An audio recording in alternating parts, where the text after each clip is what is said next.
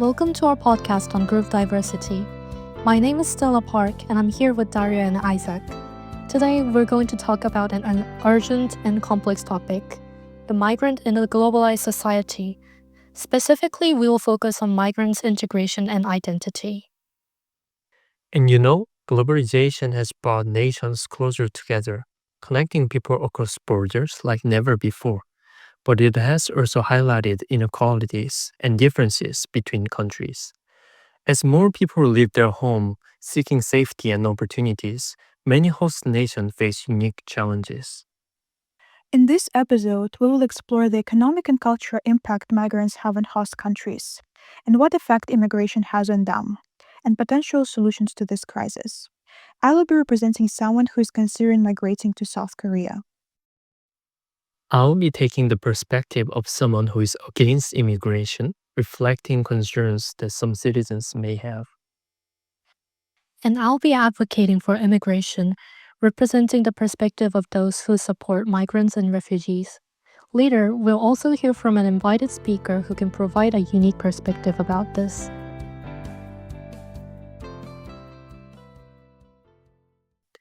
Migration comes with challenges, especially when it comes to jobs. Migrants often compete in low wages sectors, which may suppress wages and increase unemployment for vulnerable groups. Plus, the extra pressure on public service, like healthcare and housing, can upset locals who feel their taxes are being stretched too thin. Yeah, I get that, but I think migration brings more positives than negatives. Migrants often take on essential jobs that locals avoid, like caregiving or construction, which keeps industries running. But it's true that they face challenges.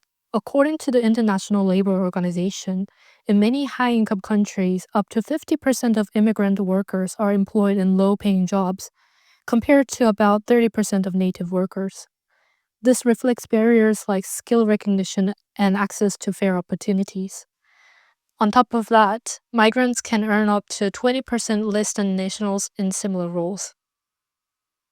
You both made good points. As someone considering migration, I sometimes worry about job competition I can create, but I really also hope to contribute and grow professionally. Yeah, but it's tough for locals to see the benefits when they feel like they're losing out. Which is why government support programs are so important. We'll talk about it later. However, with good planning, migration can strengthen a country economically and socially. Oh, I agree. It sounds like balanced policies are really the key, minimizing the challenges while maximizing the benefits.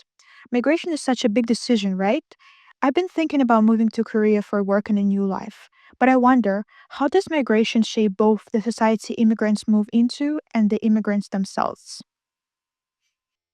Migration creates challenges. Look at Korea. Our society is built on shared value and traditions. Immigrants can disrupt that. And if you're not careful, it risks diluting the unique identity of a nation. Too much change could make people feel disconnected from their heritage. But that's exactly why migration can strengthen society. With globalization, multicultural societies are becoming the norm. Experts like Rayner suggest that those embracing diversity will thrive, while nations that resist it might fall behind. Immigrants bring fresh perspectives, skills, and ideas that enrich local culture and create new opportunities.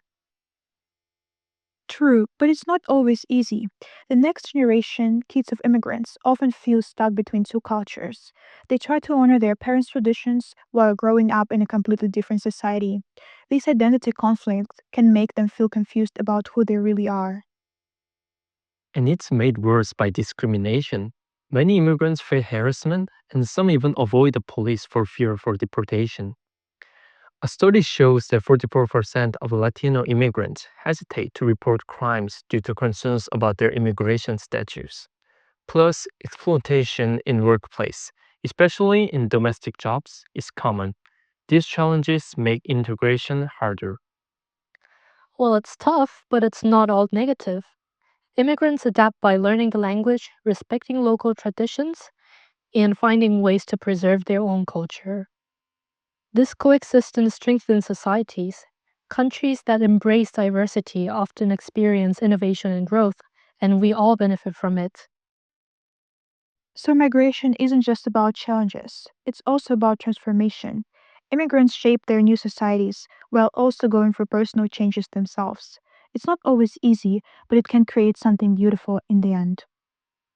Exactly. Embracing diversity makes us stronger. When societies are open to change, everyone grows together. I'm still cautious, but I understand your point. If migrants respect the local culture and integrate softly, it can work. Trust takes time to build, though. Time, effort, and trust on both sides. Migration may not be easy, but it has the potential to transform everyone involved. Now let's hear from our guest Christine, a Korean American who came to South Korea from the US. Hi, Christine. So could you please tell us why you moved to Korea?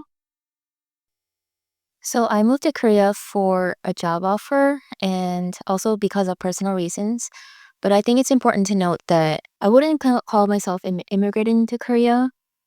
I guess there's a different connotation of being an expat slash immigrant. So, and would you consider Korea your home or US? So I consider the US my home since I was born there and raised there. And as I just mentioned, I come here with like the perspective of being able to move back and as an expat. So, could you please tell us about your experience as a third culture kid? The thing is, like, I didn't know I was a third culture kid until later. I was probably one of the few Asian Americans in my hometown growing up. So having this unique experience, being a third culture kid, having these challenges, but not knowing what they are because no one talks about it is very unique. And it's kind of like you're in the dark about it. And you know something is wrong or you know something is uncomfortable, but you just don't know what. And that was a lot of my experiences growing up. But later on, when I moved to high school, I went to a different district where it was a little bit more diverse in terms of Asian Americans, and that was helpful. Thank you, Christine.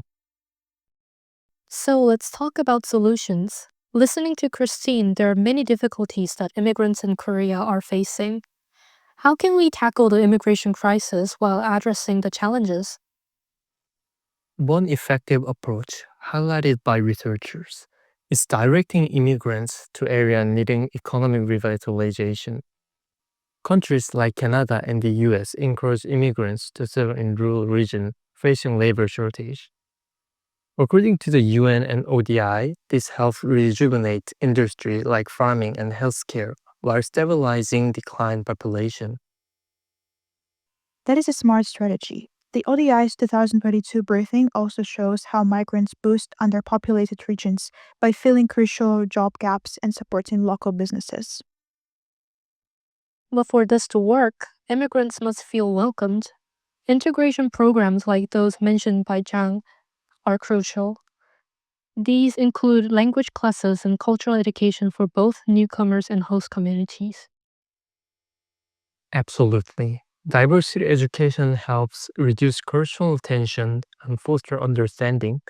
Zhang's research highlights that when immigrants feel respected, they integrate faster and contribute more significantly. Integration also means protecting immigrants' rights. Exploitation in low wage jobs is a big issue. Majmudar stresses the importance of stronger legal protections to prevent wage theft and unsafe working conditions. Public perception is another challenge. Misconceptions like immigrants stealing jobs fuel resentment. Education campaigns supported by transparent policies can debunk these myths. Majumdar and the UN emphasize that immigrants contribute to economies through taxes, spending, and entrepreneurship. Transparency is critical. As Metcalf explains, clear policies showing migration benefits reduce mistrust and build social trust. And again, it's all about the balance, addressing public concerns while ensuring immigrants are treated fairly so everyone can thrive. Migration isn't just a challenge, it's an opportunity. With thoughtful policies and inclusive programs, we can transform it into a force for positive change. Now let's hear from the Christine about her opinion on this.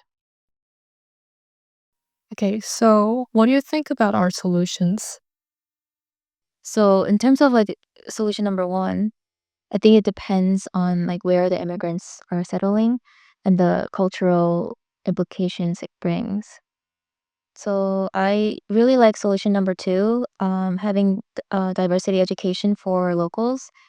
The word immigrant usually has like a negative or negative connotation. It's definitely not positive. There tends to be a bias where it's thought of as less than or not as capable of. So I think having education for people will be helpful. A lot of immigrants, they come with the goal of helping their families, and that's their main goal. I think people need to understand that and know that they're not taking people's jobs. Oh yeah, so yeah, that's for solution number two and three as well. Thank you for joining us on this episode of Diversity Podcast. We hope our discussion shed light on the complexities of migration in a globalized world, its challenges, opportunities, and the importance of integration. Special thanks to our guest Christine for sharing her personal journey. Remember, diversity strengthens society when embraced with understanding and respect. Stay tuned for more conversation on pressing global issues. Take care and keep the dialogue going.